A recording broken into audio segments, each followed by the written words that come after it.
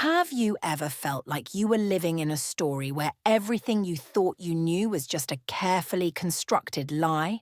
That's how I felt when everything came crashing down in one single moment. A life built on trust, love, and security turned out to be nothing more than a house of cards. Secrets, deception, and betrayal. I was forced to face truths I never saw coming. But sometimes, it's those very truths that can set you free. This is the story of how I uncovered the darkest secrets of the man I thought I knew and how I fought back to reclaim everything that was mine. My sister-in-law invited me to dinner, insisting I try her secret recipe. Reluctantly, I agreed, but a last-minute work call delayed me. She ate first, claiming she couldn't wait. Moments later, she collapsed. At the hospital, we discovered the dish was laced with poison, intended for me. Her husband confessed he had orchestrated it, hoping to frame her for my murder. But why did he want to do this to me? The phone rang 3 times before I answered it, hesitating as Karen's name flashed across my screen. My sister-in-law rarely called, especially since David's funeral 8 months ago. Our relationship had cooled to obligatory birthday texts and awkward run-ins at the grocery store where we'd exchange pleasantries before hurrying in opposite directions. "Hello?" I answered, balancing the phone between my ear and shoulder while sorting through case files on my desk. "Ellie?" Karen's voice sounded unnaturally bright. "I was hoping to catch you. Mark and I would love to have you over for dinner tomorrow night. It's been too long." The invitation hung in the air as I flipped through my mental calendar. There was nothing scheduled, but the thought of sitting across from them at their dining table made my skin prickle with discomfort. The last time we gathered, the conversation had devolved into thinly veiled accusations about David's medical decisions. Mark had suggested I should have pushed for experimental treatments, while Karen sat silently, twisting her wedding ring. Before we begin, I want to thank you for being part of this journey. If you're enjoying these suspenseful tales of betrayal, consider subscribing. It's completely free and helps support more stories like this one. Why would someone go to such deadly lengths at a family dinner? What sinister motive lies beneath this poisoned meal? Subscribe now to uncover every shocking twist in this dark tale of greed and survival. "I don't know, Karen. Things have been hectic at the firm," I said, offering a convenient half-truth. "Please, Ellie." Her voice became more insistent. "I've been working on Grandma Rose's secret recipe. You know, her famous pot roast, the one from that little recipe book you inherited." Her voice took on an odd, almost conspiratorial quality. "I've finally perfected it, and I want you to try it. It would mean a lot to me." I frowned, twirling a pen between my fingers. Karen had never shown interest in family recipes before. In fact, during holiday gatherings, she'd often make comments about how outdated Grandma's cooking was compared to her modern health-conscious meals. She had once referred to the family cookbook as a heart attack waiting to happen. "You're cooking Grandma's pot roast?" I couldn't hide my surprise. "Yes," she replied quickly. "I found her notes in some of David's things. It feels like a way to connect, you know, after everything." The mention of David's belongings softened me slightly. We'd divided his possessions after the funeral, and the process had been clinical and distant. Perhaps this was Karen's attempt at bridging the gap between us. "Sure," I conceded. "And what time?" 7 o'clock, she said, her voice dropping to an almost conspiratorial whisper. "And Ellie, don't eat beforehand. This is special." After hanging up, I couldn't shake the strange feeling that settled over me. The timing seemed suspicious. Uncle William had passed away just 3 weeks ago, and the reading of his will was scheduled for next Monday. I was his only niece, and rumours had circulated within the family that I might be a significant beneficiary. I had spent summers caring for him while my parents travelled for work. Karen and Mark's sudden desire to reconnect seemed too coincidental. They barely acknowledged me at Uncle William's funeral, aside from Mark's firm handshake and questions about when the estate would be settled. His financial consulting business had reportedly hit rough waters recently. I'd overheard snippets at the reception about layoffs and lost clients. The next day, around 4:30 p.m., my paralegal Jen rushed into my office, her face pinched with concern as she placed a folder on my desk. "I think you should look at these," she said. "They're the trust documents for the William Taylor estate. There are inconsistencies in the signature dates. See here? This addendum is dated after your uncle was hospitalized, but before his death. The handwriting doesn't quite match the original."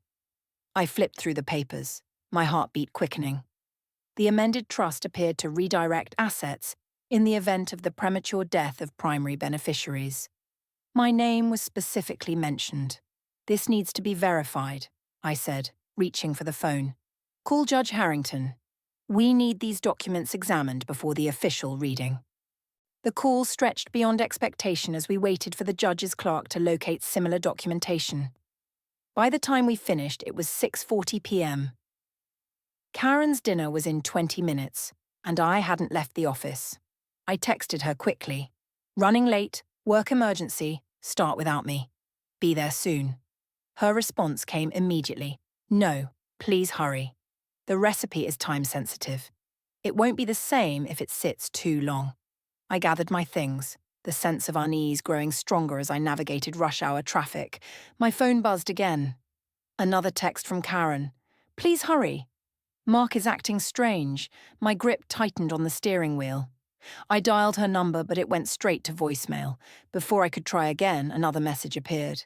"Never mind, everything's fine." The contradictory messages sent a chill down my spine. I remembered David mentioning Mark's temper once, how he'd seen him kick a wall after a bad day at work.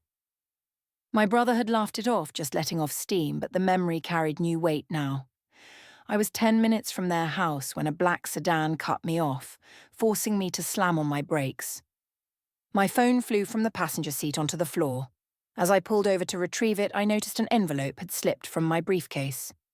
It was Uncle William's personal letter to me, given to his attorney with instructions to pass it to me before the official will reading. I hadn't opened it yet, saving it for a moment when I could give it proper attention, but something compelled me to break the seal now. Reading by the glow of my dashboard lights, I saw it was addressed to me in Uncle William's shaky handwriting. "My dearest Eleanor," it began. "If you're reading this, then my suspicions were correct. Trust no one, especially those who suddenly seek your company. The accident that took your parents wasn't random. The same people responsible are likely circling now that I'm gone. The evidence is in the family Bible hidden in the lining. Be careful, my girl." My hands trembled as I folded the letter. My parents' car accident had been ruled a mechanical failure 12 years ago. Uncle William had never mentioned suspicions before. As I approached Karen and Mark's driveway, the colonial house loomed against the darkening sky. Lights glowed from within, warm and inviting, but the text messages, the letter, and the timing of this dinner swirled in my mind. My phone buzzed one final time as I parked behind Mark's Mercedes. "I've set your place at the table. Don't worry about being late. Family dinner is long overdue." Taking a deep breath, I stepped out of my car, clutching my keys in one hand and the folder of trust documents in the other. Whatever awaited me inside, I was determined to face it with open eyes. I knocked twice before using the spare key that had been mine since David died. The entryway light cast long shadows across the recently installed marble flooring, part of the renovation project Karen had enthusiastically described at David's wake, a timing that struck me as odd even then. "Karen?" I called out, removing my coat. The house smelled of rosemary and garlic, rich and inviting despite my apprehension. In the dining room, she answered, her voice lighter than usual. "I've already started," she said. I made my way through the living room, noting the new furniture and artwork that seemed excessive for a couple reportedly facing financial challenges. The dining room appeared transformed from my last visit: crystal chandelier, custom drapery, and an antique table that hadn't been there before. Karen sat alone, a half-filled wine glass beside her plate. She wore a navy dress I'd never seen, her blonde hair swept into an elegant updo, that seemed excessive for a casual family dinner. Her plate had food on it, but it looked more rearranged than eaten. "I couldn't wait," she said, dabbing her lips with a napkin. "After spending all day cooking," my stomach's growling. Her laugh didn't reach her eyes, which darted toward the kitchen door repeatedly. "Where's Mark?" I asked, setting my bag on a nearby chair, keeping the folder of documents close. "Last-minute errands," she replied too quickly. "Forgot wine. You know how he insists on pairing everything perfectly." She gestured to the chair across from her where an immaculate place setting awaited. "Please sit. I'll serve you while it's still warm." The table was exquisitely arranged. Grandmother's china, sterling silver flatware, and crystal glasses that caught the light.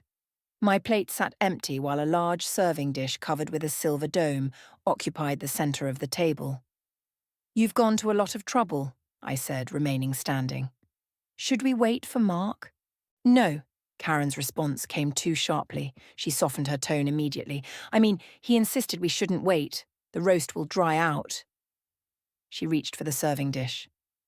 "Let me plate this for you." I studied her as she lifted the dome, revealing a beautifully arranged roast with vegetables. Her hands trembled slightly, and a thin sheen of sweat had formed on her forehead despite the cool temperature of the room.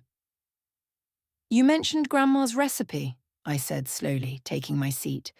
"I don't remember her pot roast looking quite like this." "I added my own touches," Karen replied, serving a generous portion onto my plate. The meat glistened with sauce, surrounded by roasted root vegetables. "I've been experimenting with herbs from our garden." As she set the plate before me, I noticed a slight discoloration in the sauce that seemed heavier on my serving than what remained in the dish. Karen returned to her seat, lifting her wine glass. "A toast," she suggested, "to family reconciliation." I raised my glass cautiously, watching as she took a deep sip. Something flickered across her face. Doubt, perhaps, or fear. "Aren't you going to try it?" she asked, nodding toward my untouched plate. "After all my hard work." I cut a small piece of meat, lifting it slightly before setting my fork down. "Actually, could I get some water first?" Karen's expression tightened momentarily before she rose. "Of course, I forgot to put out water glasses." As she turned toward the kitchen, she swayed slightly, grabbing the edge of the table to steady herself. "Are you okay?" I asked, rising from my chair. "Just a little light-headed," she murmured, blinking rapidly. "I haven't eaten much today, and the wine." She took another step and reached again for her glass, taking a larger sip as if to prove she was fine. Mid-swallow, her expression changed. Her eyes widened in panic, and her free hand flew to her throat. "Karen." I moved toward her as the glass slipped from her fingers, shattering against the hardwood floor. She tried to speak, but only a strangled sound emerged. Her body began to convulse, and she collapsed before I could reach her. I caught her head before it hit the floor, lowering her gently as her limbs jerked uncontrollably. "Karen, what's happening?" I rolled her onto her side as foam formed at the corners of her mouth. Her eyes, wide with terror, locked onto mine. I scrambled for my phone, cursing when the "no service" message appeared on my screen. I ran to the kitchen, searching for the house phone, finding it dead. When I lifted the receiver, the spare handset in the living room showed the same result, its battery compartment empty. Back at Karen's side, I checked her breathing, finding it shallow and irregular. Her purse sat on a side table, and I dumped its contents, searching for her phone. When I found it, the screen was cracked and wouldn't power on. "Hold on, Karen," I pleaded, frantically searching for anything to help. "I need to get help." I ran to the front door, intending to drive her to the emergency room myself, when I spotted a landline on a small table in the foyer. Miraculously, this one had a dial tone. I punched in 911, my hands shaking as I reported a poisoning emergency. "My sister-in-law collapsed after drinking wine. She's convulsing. I think she's been poisoned." While waiting for the ambulance, I returned to Karen, who had stopped seizing but was now frighteningly still. Her breathing came in short, shallow gasps. I loosened her clothing to help her breathe. A folded paper fell from the pocket of her dress. With trembling fingers, I unfolded it, revealing Karen's hurried handwriting. "Ellie, don't eat anything. I think he—" The note ended abruptly, the pen trailing off into a jagged line. A cold realization washed over me. Karen had suspected something but hadn't completed her warning. Red and blue lights flashed through the windows as the ambulance arrived. Paramedics rushed in with equipment. I glanced at my still untouched plate and then at Karen's barely eaten food. On impulse, I grabbed a clean napkin and carefully wrapped a sample of both our portions, slipping them into my bag, along with Karen's unfinished note. "What happened here?" a paramedic asked as they attached monitoring equipment to Karen. "I don't know," I answered, watching her oxygen levels display critically low numbers. "But I think someone tried to kill us both." The ambulance tore through suburban streets, sirens wailing as paramedics worked over Karen's limp form.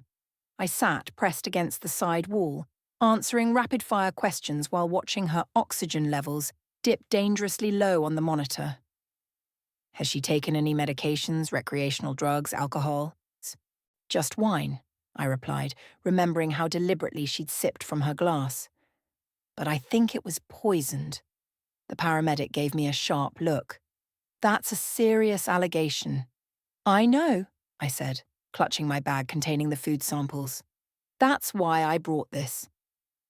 We arrived at Mercy General in a blur of motion. Karen was whisked through double doors while I was directed to a waiting area, still clutching my evidence. A nurse with kind eyes and salt and pepper hair approached after I'd been sitting there for 20 minutes. "Miss Taylor, I'm Nurse Chin. I need to ask you some questions while they work on your sister-in-law." I nodded, following her to a small consultation room. "You mentioned possible poisoning," she said, closing the door behind us. "But I need to ask you something else first," she said, lowering her voice.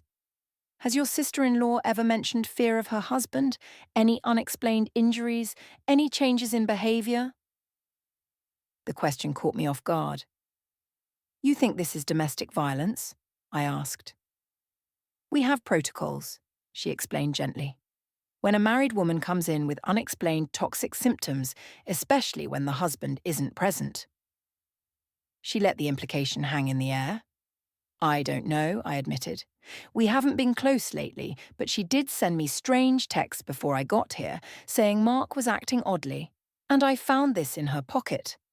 I showed her the partial note. Nurse Chenk's expression darkened. "I'll inform Dr. Patel. In the meantime, you mentioned evidence?" I handed over the napkin with food samples from both our plates, mine untouched. She took it carefully. "I'll have this sent to toxicology immediately." An hour passed in the waiting room before the automated doors slid open, revealing Mark. His normally impeccable appearance was disheveled, hair loosened and uncombed, eyes wide with what looked like panic. "Ellie!" he exclaimed, rushing toward me. "What happened?" "I got a call," I said, watching his face carefully. "They said Karen's been hospitalized." His voice cracked, drawing sympathetic glances from others in the waiting area. "She collapsed during dinner," I added, "after drinking her wine." Something flickered in his eyes. Surprise, fear. It vanished quickly, replaced by convincing distress. "I should have been there," he said, running his hands through his hair. "If I hadn't gone out for more wine." "Where exactly did you go?" I asked. "I tried calling your cell," he replied without hesitation. "Jensen's Liquor on Maple Street." "My phone died earlier today," he continued smoothly. "Forgot to charge it last night. Been using my work phone." He pulled out a different device from his pocket. "But the reception in that store is terrible, basement level, you know." His explanation was too smooth, like he'd rehearsed it. Before I could probe further, Dr. Patel emerged from the double doors. "Family of Karen Adams?" she asked. We both stood. Dr. Patel, a petite woman with an authoritative presence, assessed us briefly before speaking. "She's stabilized but still critical. Whatever toxin she ingested caused severe respiratory distress and cardiac arrhythmia. We performed gastric lavage and administered activated charcoal. The next 24 hours will be crucial. Toxin. Mark's face paled. What do you mean, toxin? Dr. Patel's expression remained neutral. Preliminary tests suggest a powerful poison. We've expedited toxicology screening to identify it precisely. Can I see her? Mark asked, his voice breaking as he wiped away tears that seemed to appear on cue. She's unconscious and intubated, Dr. Patel answered. As Mark followed the doctor, Detective Anthony Russo approached from the hospital entrance, flashing his badge discreetly. Miss Taylor, I'm Detective Russo. Could we speak privately? In a small conference room, the detective set up a recording device and explained that poisoning cases automatically triggered police involvement. His questions were methodical, starting with basic facts before diving deeper. You mentioned receiving a dinner invitation. Do you still have it? He asked. I showed him the text messages on my phone. That's interesting, he said, scrolling through them. Our tech team pulled the digital records. These texts came from an IP address associated with Mark Adams' laptop, not Karen's phone. My breath caught. He sent them pretending to be Karen. It appears so, Detective Russo confirmed. We've also retrieved security footage from Jensen's Liquor. Mr. Adams did enter the store at 6:52 p.m. and purchase a bottle of red wine. However, his car was captured on traffic cameras near your office building earlier today, around the time you would have been at work. The implications made my skin crawl. You think he was watching me? We're investigating all possibilities, he replied diplomatically. A nurse interrupted, informing us that toxicology had preliminary results. Detective Russo asked to join the consultation, and Dr. Patel agreed. Her expression was grave as she reviewed the report. We've identified the substance as tetrodotoxin, combined with a paralytic agent, she explained. It's extremely rare and highly lethal, typically found in certain marine animals. But this appears to be a synthetic variant, like something an exterminator might use. I remember news reports about professional-grade poisons, I said, recalling similar chemical structures. Yes, Dr. Patel confirmed. But this isn't something you'd find in a hardware store. The combination suggests sophisticated knowledge of biochemistry. Detective Russo made notes. I'd like to question Mr. Adams about this. When confronted with the toxicology results, Mark's performance was flawless. Shock, confusion, and vehement denial of any knowledge about such substances. He mentioned Karen's gardening hobby, suggesting she might have accidentally contaminated herself with pesticides. I excused myself to use the restroom, emotionally drained by the evening's events. As I rounded the corner back toward Karen's room, I heard Mark's voice coming from a secluded alcove near the vending machines. The situation is complicated now, he whispered into his phone, unaware of my presence.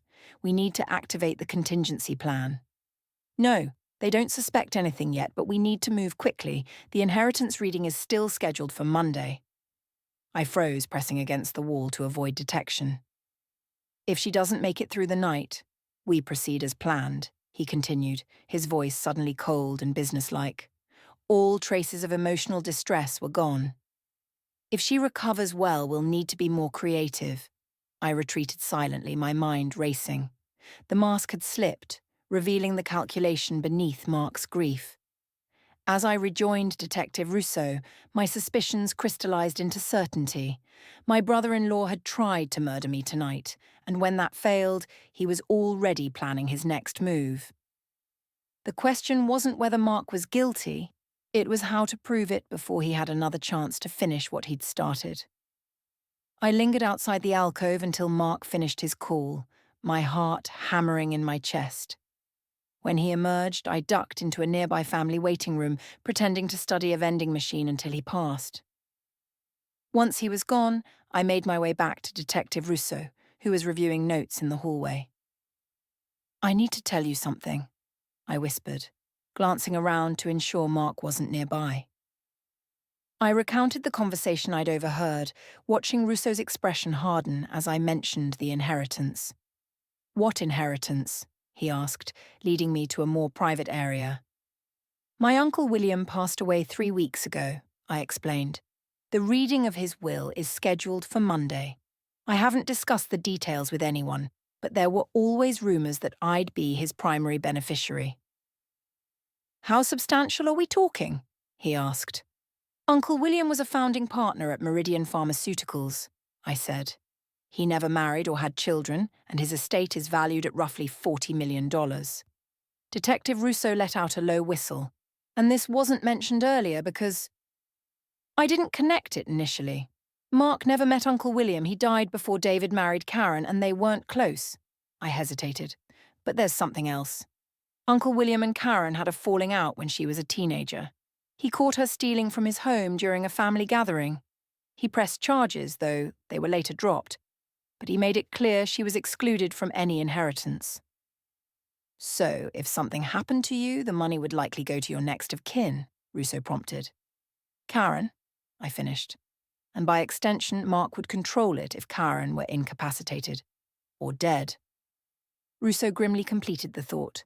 "Let me get a warrant to access their financial records."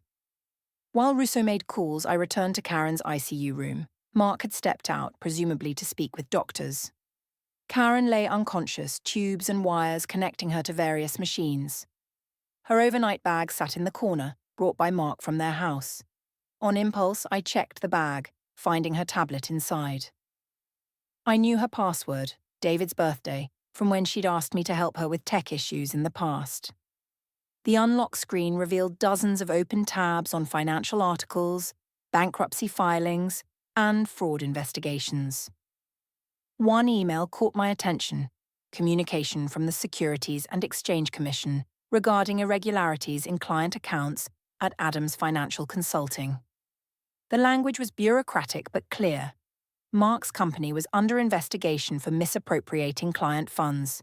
Another email from their mortgage company threatened foreclosure for missed payments. Tucked inside a zippered compartment of the bag, I found a small leather-bound journal. The most recent entry was dated just yesterday. "He's monitoring my calls now. Says it's because he's worried about me, but I know better." The bank called again today. Another overdraft. "Where is the money going?" When I asked, Mark exploded, accused me of not trusting him, said if I told anyone about our financial troubles, he'd make me regret it.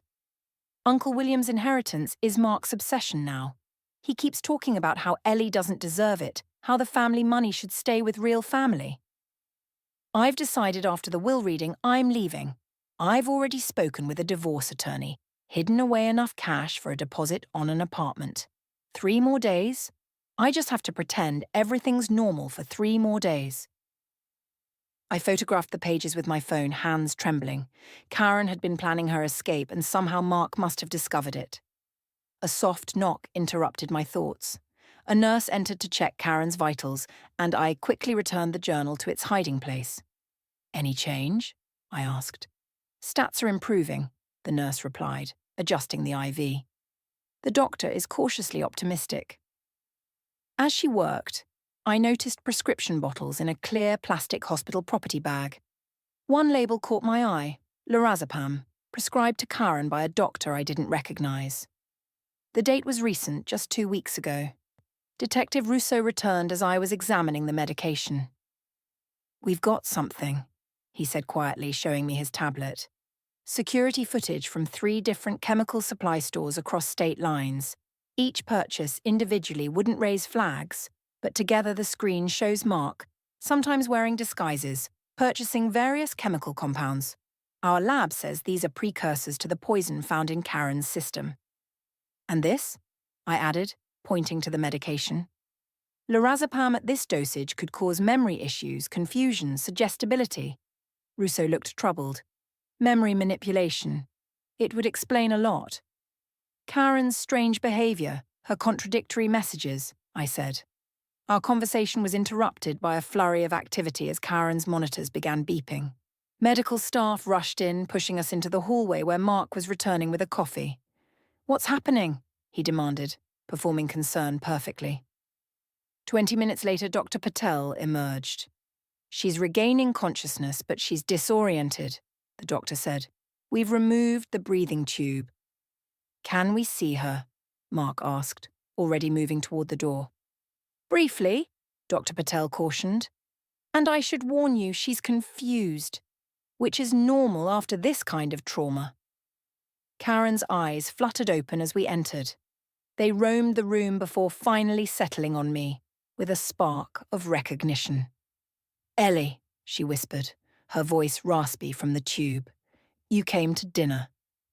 I did, I confirmed, approaching her bedside opposite from Mark. Her gaze shifted to Mark, and a strange expression crossed her face. Not recognition, but something closer to bewilderment. Who? She began. It's me, honey, Mark said, taking her hand. Your husband. Karen's confusion deepened. Husband? She pulled her hand away. Where's David? Mark's facade cracked momentarily, a flash of annoyance crossing his features. David passed away, remember? 8 months ago. Karen's eyes filled with tears. No, that's not true. David called me yesterday. We were having dinner on Saturday. She looked desperately at me. Tell him, Ellie. My blood ran cold as I realized what was happening. The medication had done more than make her suggestible. It had created gaps in her memory, confusion about time. Karen, I said gently, what's the last thing you remember clearly? Her brow furrowed in concentration. The fight, she whispered, with Mark, about the money. Her eyes widened, suddenly darting toward Mark. The tea. You made me tea every night. Her breathing quickened, and the monitors beeped in response. You've been drugging me, Karen's words hung in the air. Mark's carefully constructed mask fell completely. Before he could respond, Detective Russo stepped into the room, an officer at his side. Mark Adams, he said formally, I'd like you to come with me for questioning regarding the attempted murder of Eleanor Taylor and the poisoning of Karen Adams. As they led Mark away, I stayed with Karen, whose eyes were now clear with dawning horror as fragments of memory began to resurface. He was going to kill you, she whispered, and then me, for the money. Mark's questioning at the police station gave me a window of opportunity. With Karen now under police protection in the hospital, I returned to my apartment to shower and change clothes before diving into what Detective Russo called a civilian investigation, his polite way of asking me to stay out of police business. But I couldn't just wait, not with Karen's life still potentially at risk, and the will reading only days away. As an estate attorney, I had resources and contacts that could supplement the official investigation. My first call was to Meredith Young, an old law school friend who specialized in background checks for high-profile clients.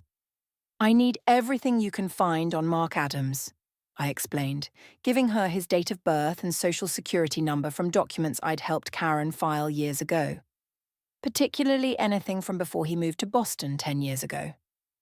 While waiting for Meredith's results, I contacted Uncle William's longtime attorney, Jerome Waserman. Ellie, Jerome greeted me warmly. I was just reviewing William's papers for the will reading. How can I help? I need to verify the authenticity of Uncle William's will, I said, explaining the situation without revealing the ongoing police investigation. Has anyone requested copies recently or asked about specific provisions?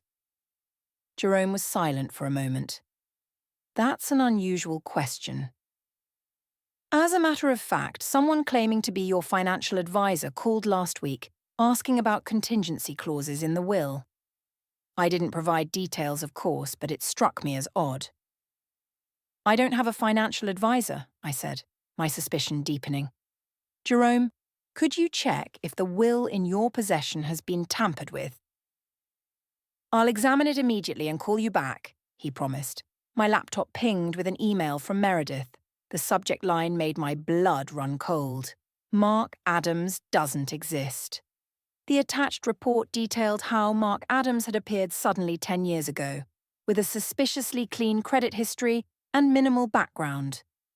Facial recognition software matched him to a Michael Adler from Seattle, whose wife, Cynthia, had died from accidental poisoning in 2013. Authorities had investigated Michael but couldn't gather enough evidence for charges. He disappeared shortly after collecting a substantial life insurance payout. My phone rang. "Detective Russo," he said without preamble. We searched Mark's car, found a burner phone hidden under the spare tire, multiple text messages to someone saved as Jay, discussing plans to make the dinner look like her idea and ensuring a clean transfer after both problems are eliminated. "Both problems?" I echoed. "You and Karen," Russo clarified. "There's more. Forensic accounting found offshore accounts receiving regular large deposits. The source appears to be his gambling debts, but not what you'd expect. He wasn't losing money. He was earning it." "I don't understand." "He wasn't a gambling addict," Russo explained. "He was a loan shark. That's where his capital came from. And when clients couldn't pay, well, let's just say we're reopening some cases of clients who conveniently died before repaying their debts." The revelation hit me like a physical blow. "Mark hadn't just attempted murder on a whim," I said, sharing Meredith's findings. "He was practiced at it. His real name is Michael Adler. His first wife died under suspicious circumstances. That matches what we're finding." Seattle PD is sending their case files, but here's something else. We executed a search warrant on their home computer, found searches for inheritance law, Massachusetts undetectable poisons. How long does poison show in toxicology? But most disturbing of all, how to forge legal documents. My other line beeped, Jerome calling back. "I need to take this," I told Russo. "It's about Uncle William's will." Jerome's voice was grave. "Ellie, something's wrong. The will in my possession appears genuine, but certain provisions don't match my notes. Specifically, there's a clause regarding redistribution of assets if primary beneficiaries predecease William or die within 60 days of his death. That clause wasn't in the original. No, William was very specific about your inheritance, regardless of circumstances. I've retrieved our backup copy from secure storage. The documents don't match." "The will was forged," I whispered. "Not entirely," Jerome clarified. "Most provisions are identical, but key sections were altered. Very sophisticated work. Proper legal language, matching paper stock, even a reasonable approximation of William's signature. Without my original notes, I might never have noticed." "When could this have happened?" "We had a break-in last month. Nothing was reported stolen, but—" Jerome paused. "Security cameras showed someone who resembles your brother-in-law wearing a maintenance uniform." I thanked Jerome and called Russo back to share this development. While on the phone, my laptop pinged with another email from Meredith, containing Michael Adler's Seattle address and contact information for former neighbors. Acting on impulse, I called the number for the house next door to where Michael von Mark had lived with his first wife. An elderly woman answered. "Mrs. Patel, you don't know me, but I'm investigating Michael Adler, who lived next door to you about 10 years ago." "That dreadful man," she said immediately. "Are you with the police? I told them he killed poor Cynthia, but no one listened." "What made you so sure?" I asked. "Besides watching him put drops in her tea when she wasn't looking," Mrs. Patel said dryly. "The night she died, I heard them arguing about his other woman, Julia or Julie something. When the ambulance came, he didn't seem surprised at all, just stood there watching, like he was waiting for it to be over." "Julie. J," I muttered, the same initials as the contact in the burner phone. I thanked Mrs. Patel and immediately called Russo again. "Check if Mark has any connections to someone named Julie or Julia," I urged. "I think she might be the accomplice from the texts." "Already ahead of you," Russo replied. "We found hotel receipts in his briefcase for 2 rooms under different names. Security footage shows him meeting with a woman who matches the description of his administrative assistant at his firm." "What's her name?" I asked, already suspecting the answer. Julie Newell, Russo confirmed. And get this, she recently purchased an industrial-grade paper shredder and cleaning chemicals typically used to remove biological evidence. The pieces were falling into place. Mark's identity change, the forged will, the accomplice. The more we discovered, the clearer it became that this wasn't a crime of opportunity, but a carefully orchestrated plot years in the making. My phone buzzed with a text from an unknown number. Not over yet. He's not working alone. Watch your back, Kay. Karen was warning me. Despite Mark being in custody, the danger hadn't passed. Someone else was still out there, someone who had access to Karen's hospital room and knew she was regaining her memory. Someone who might still try to finish what Mark had started. Karen's warning text left me shaken. I forwarded it to Detective Russo, who arranged for an additional officer outside her hospital room and advised me to stay away until they could secure the situation. But I couldn't just sit in my apartment waiting. Not when answers were so close. I returned to the hospital the next morning, passing through increased security to reach Karen's room. She looked better, some colour returning to her cheeks as she sat propped up in bed. The police officer stationed outside nodded as I entered. "You got my message," she said, her voice stronger than the previous day. "How did you send it? I thought they took your phone as evidence." "The nurse let me borrow hers," Karen said, her eyes darting to the door. "They don't think I remember much, but it's coming back in pieces, like a jigsaw puzzle with half the pieces missing." I pulled a chair close to her bed. "What do you remember?" Karen's expression crumpled. "Enough to know I helped him. Not intentionally," she added, pressing a tissue to her eyes. "He's been drugging me for months, the tea every night. I thought it was his way of being sweet, taking care of me."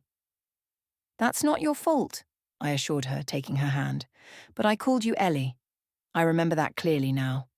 He stood over me, told me exactly what to say, made me invite you to dinner." Her voice broke. "I was going to warn you when you arrived, but by then the drugs were stronger. He put something in my wine right before you came. The wine I drank instead of the food." I realized. Karen nodded. "He was so angry when I started eating before you arrived. That wasn't part of his plan. He'd prepared your plate, especially with the poison." "Yes, but I don't remember the food preparation. That whole afternoon is blank."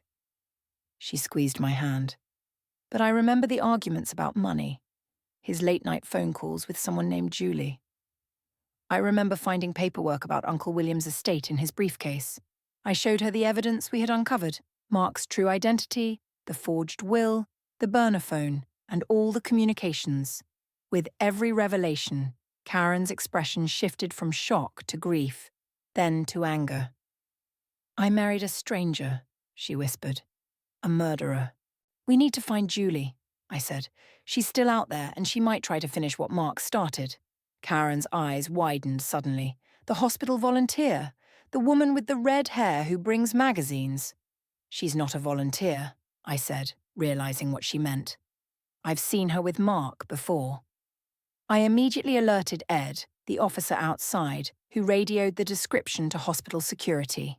Detective Russo called minutes later to confirm they were reviewing the security footage to identify the woman. "We need to draw her out," I said to Russo. "Absolutely not," he replied firmly. "Leave this to law enforcement." But after ending the call, Karen and I exchanged a look. "You have a plan?" she asked. "A risky one," I admitted, "but it might be our best chance to catch Julie and gather more evidence against Mark." With Karen's approval, I made a very public phone call in the hospital cafeteria, speaking loudly enough for the nearby tables to hear. "Yes, Jerome. I understand the concerns about Uncle William's will. Let's meet tomorrow to discuss expediting the inheritance distribution, given these extraordinary circumstances." I paused for dramatic effect. "Yes, I'll bring the original documents from my home safe. Noon at your office. Thank you." After ending the call, I noticed the red-haired woman 2 tables away quickly gathering her things. Mission accomplished. Back in Karen's room, I explained the plan to the police officer, who reluctantly agreed to inform Detective Russo. We were setting up surveillance at my apartment and Jerome's office when a nurse interrupted with an unexpected visitor, a well-dressed man in his 50s who introduced himself as Robert Chin.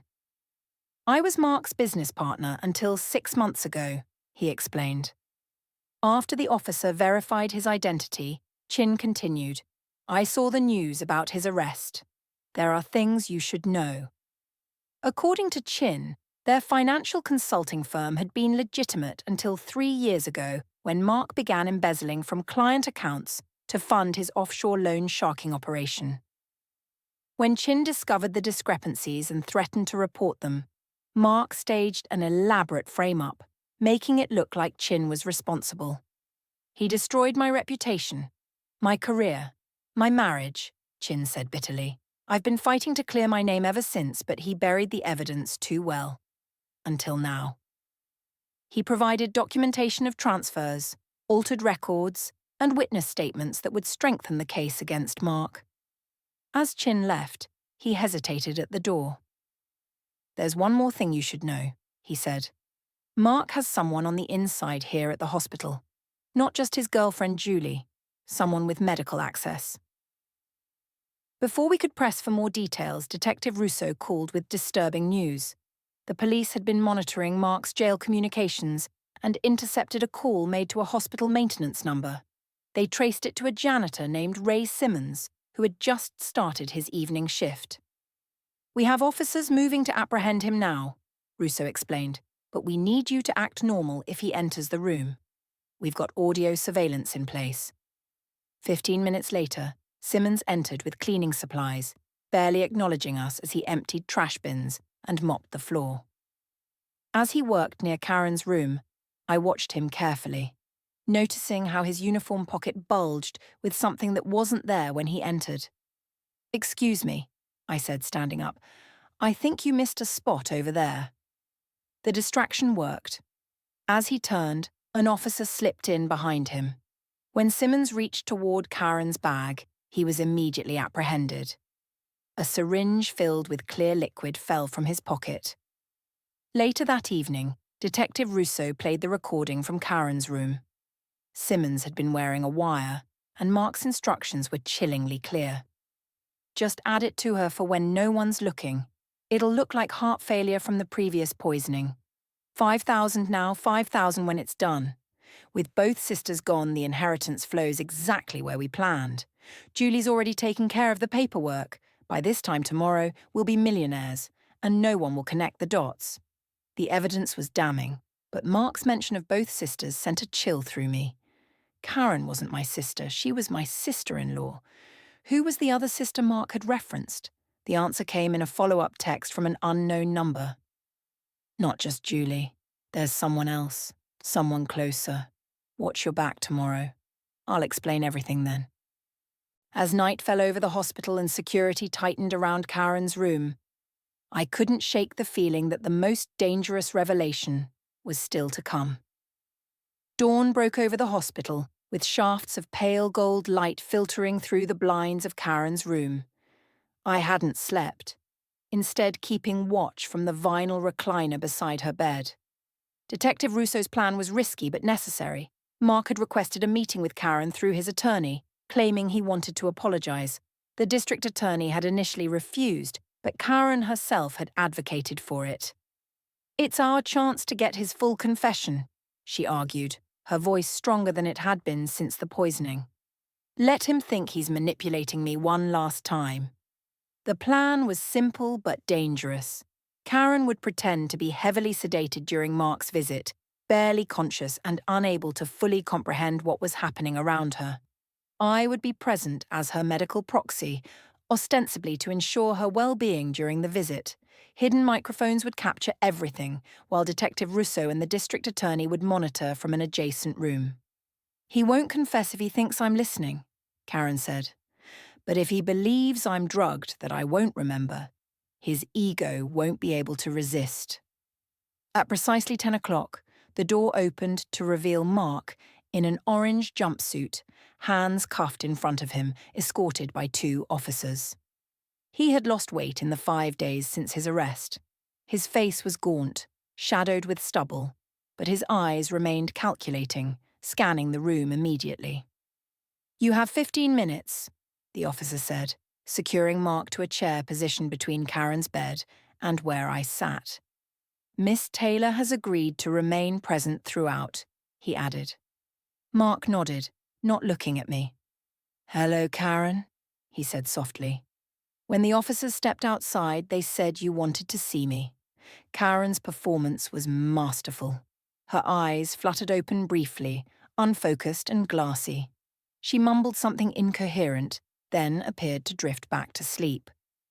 "The doctors say she drifts in and out, probably won't remember any of this," I explained coldly. "How unfortunate," Mark said, though his tone suggested the opposite. "Though perhaps it's better this way. Easier for her to move on eventually." "Why did you do it?" I asked, letting genuine anger colour my voice. Was Uncle William's money really worth all this? Mark studied me for a long moment.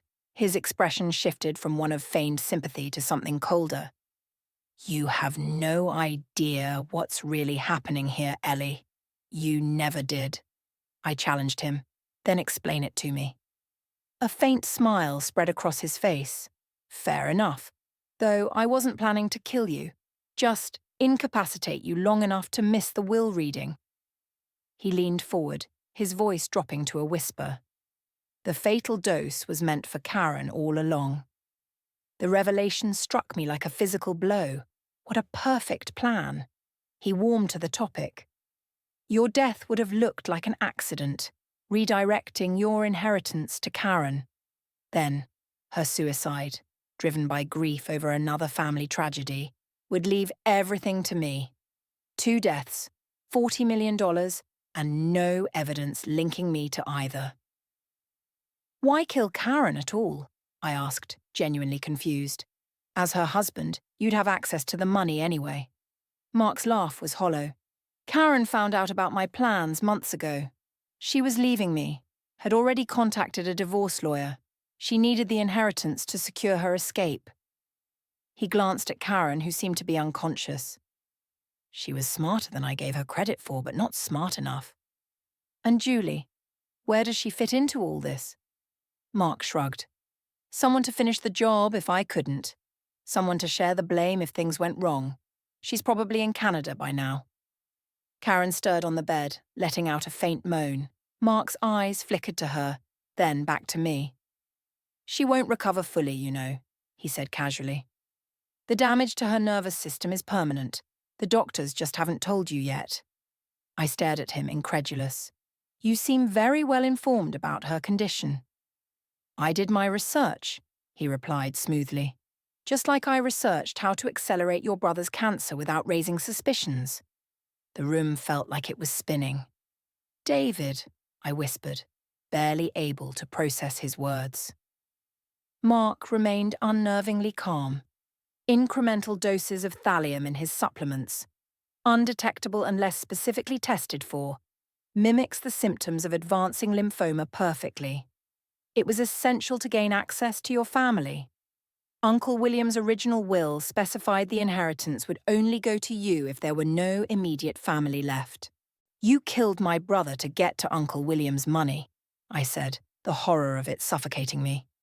"Not immediately," Mark clarified, as if explaining a business strategy. "I needed him alive long enough to establish my position in the family. Then, once I had access to William, arranging his accidental fall was simple. The old man never suspected his evening tea was laced with enough sedatives to make him dizzy." Karen's eyes remained closed, but I saw the tension in her jaw, her effort to maintain the facade of unconsciousness as she heard the truth about her husband. "You're a monster," I whispered. "I'm a businessman," Mark corrected, his tone cool. "A very good one. This was just an investment strategy with unfortunate but necessary collateral damage." He leaned closer, his voice dropping further. "And the irony is, even from prison, I still win. The money goes to Karen, and, as her husband, I control her medical decisions if she's deemed incompetent, which, after the complications she's about to experience tonight, she certainly will be. What do you mean? I asked, my voice thick with real fear.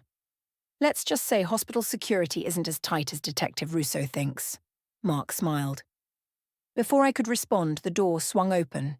Detective Russo entered, accompanied by the district attorney and 2 officers. Mark Adams, also known as Michael Adler, the district attorney announced. You are now being charged with first-degree murder of David Taylor and William Taylor, as well as the attempted murders of Eleanor Taylor and Karen Adams. Mark's face went slack in shock. His eyes darted to Karen, who was now sitting upright, eyes clear and alert. You were saying something about loyal employees? She asked, her voice steady. We've apprehended your remaining accomplice, Doctor. Spencer, Detective Russo added. He's already confessed to falsifying David Taylor's medical records in exchange for reduced charges. As the officers moved to take Mark away, the district attorney held up a document. We also have a warrant to collect DNA evidence linking you to William Taylor's home the night of his death. The tests have already confirmed a match with hair samples found at the scene. Mark's carefully constructed facade crumbled. He lunged toward me, but was restrained by handcuffs and officers' quick reactions. This isn't over, he snarled. His refined demeanor evaporated, revealing a predator beneath. You have no idea what I'm capable of. None of you do. As they dragged him from the room, Karen allowed the tears to fall. David, she whispered. He killed David. I moved to sit beside her, wrapping my arms around her. I know, I said, my own grief fresh again. But he won't hurt anyone else now. 3 weeks later, after the legitimate reading of Uncle William's will and Mark's arraignment on multiple charges, Karen and I stood on the porch of my brother's old summer cottage by the lake, a property I had inherited but never visited since his death. Are you sure about this? Karen asked, watching as I handed her a copy of the deed with her name added beside mine. Absolutely, I nodded.